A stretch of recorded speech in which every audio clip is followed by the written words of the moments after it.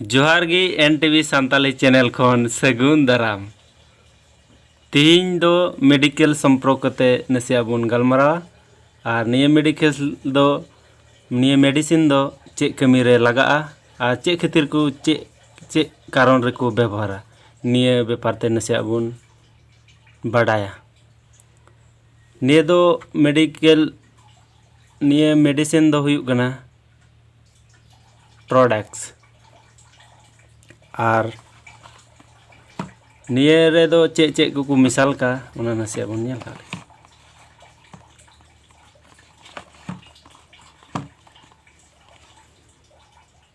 डेक्सोमेथाफन 10 mg, phenyl friend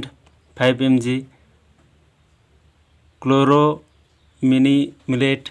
2 mg निये रे को मिसाल का और निये को बनाव का टॉक्टो फार्मेसी प्राइवेट लिमिटेड जो मेडिकल शॉप रेगी निये दो अवेलेबल नामोगा और निये दो जी कते नेल चुबना ये वीडियो पढ़वा एहब खोज मुचाद धाबी पे नेल लेखाय ताले प्रॉपर नॉलेज पे नामा और जुदी निये खो एहब खो मुचाद धाबी बापे नेल लेखाय ताले इना नॉलेज बापे नाम दाड़ेया तार निये नेल लेखाय दो पे मस्त पे बुझाव दाड़ेया और बापे नेल लेखाय दो बापे बुझाव दाड़ेया मा नेल पे जी कते दो होनका नेलोआ बोतल नोंका पे नेल दाड़ेया और निये फुल 100 ml रे दाम दो पैकेट दो हुयुग कना 105 टाका और निये रान दो यूज को खु लगी खुते कोई लांगाव कना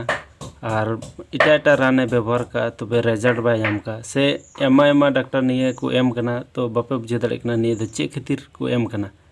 निये कारण ते बडाय चुक पे लगी निये वीडियो दो बना हुई कना और निये रे निये दो खुरे भागी रिजल्ट मेना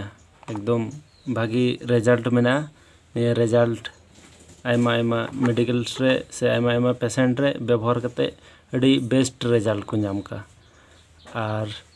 निये जेमन खु केदाय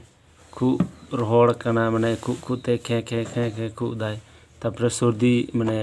रियार दिन रे खुते लांगाव कना तापर नसी सुनु जरो कना सुनु टड़ो उना करे बेस्ट रिजल्ट मेना तापर मे खोय मे दा जरो कना निये को क्षेत्र रे निये रे बेस्ट रिजल्ट मेना और अड़ी बेस्ट रिजल्ट मेना निये व्यवहार लेखान और निये दो यूज बारे बन बडाया निये यूज दो हुयुग कना बार ठिपी कते सीता आयु